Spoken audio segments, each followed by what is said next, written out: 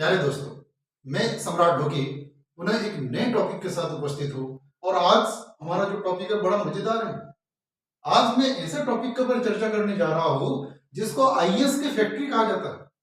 जी हाँ दोस्तों, हमारे यहाँ अपने यहाँ एक गांव ऐसा भी है जिसे आईएएस की फैक्ट्री के नाम से जाना जाता है। आप भी आश्चर्यचकित हो गए होंगे, जानना चाह रहे होंगे कि आखिर वो ऐसा कौन सा गांव है जिसको आईएएस की फैक्ट्री कहा जाता है। तो दोस्तों, ये जो गांव है ये उत्तर प्रदेश की राजधानी लखनऊ से 300 किलोमीटर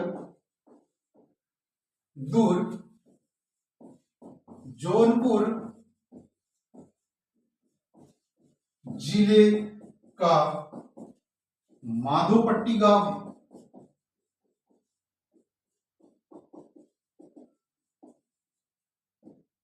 जी हाँ दोस्तों, ये उत्तर प्रदेश की जो राजधानी है लखनऊ, यहां से 300 किलोमीटर की दूरी पर जौनपुर जिले का माधोपट्टी गांव है। आप जानकर बड़ा आश्चर्यचकित हो जाएंगे कि गांव में कुल मकान केवल 75 है।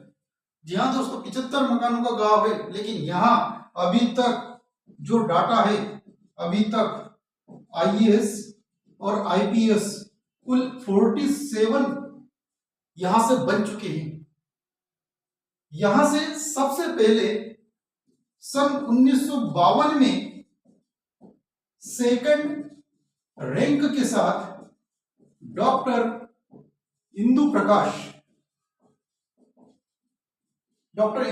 जी सिविल सर्विसेज में सिलेक्ट हुए थे और उनकी सेकंड रैंक थी, आईएएस बने थे। और जो जानकारी हमें प्राप्त हुई है उसके अनुसार उनके 4 भाई भी आईएएस बने थे।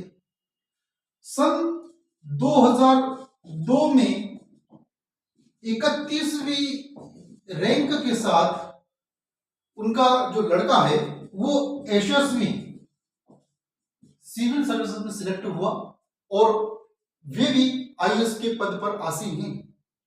साथियों, इस गांव के बारे में जब जाना गया, जब जानकारी निकाली गई कि आखिर में इस गांव में से इतने आईएएस आईपीएस कैसे निकलते, तो वहां स्थानीय स्तर पर जो स्कूल में कार्यरत शिक्षक है कार्तिकेय सिंह जी, उनके द्वारा जो जानकारी मिली वो बड़ी इंटरेस्टिंग है, बड़ी रोचक है।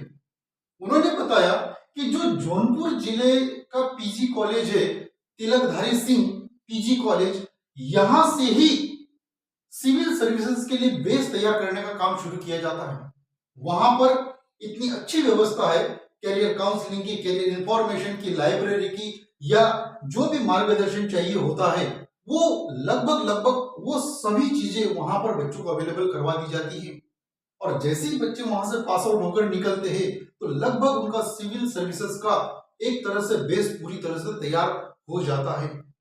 एक चीज और, लगभग कहते हैं कि इस गांव में मतलब हर दूसरे मकान से कोई ना कोई आईएएस आईपीएस में सिलेक्ट हुआ है।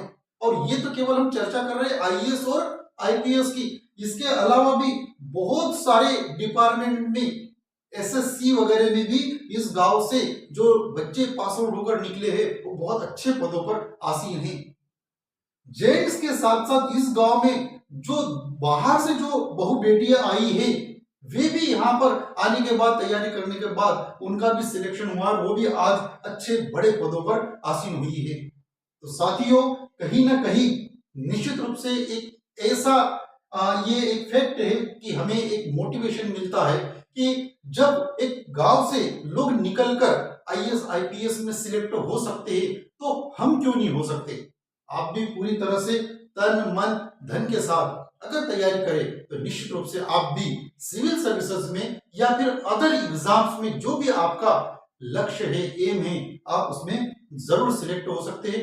मुझे पूर्ण विश्वास है कि ये इंफॉर्मेशन आपको बहुत मजेदार भी लगी होगी और साथ ही साथ आपके काम की भी जानकारी है। Thank you so much.